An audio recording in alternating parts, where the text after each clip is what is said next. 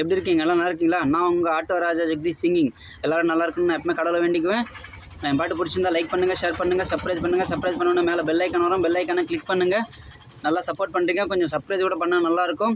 Okay, 2 விஷயத்த சொல்லிவிட்டு நம்ம பாட்டுக்குள்ளே போயிடலாம். எப்பவுமே நம்ம எந்த தப்பும் பண்ணலனாலும் சரி நம்ம மேலே பழி விழும். அந்த மாதிரி நேரத்தில் நம்ம ரொம்ப தைரியமாக இருக்கணும். இப்போ வரப்போகிற பாட்டு கூட அந்த மாதிரி சுச்சுவேஷனில் இருக்கிற பாட்டு தான். ஓகே, லேட் பண்ணாமல் நம்ம பாட்டுக்குள்ளே போயிடலாம். 1 2 3.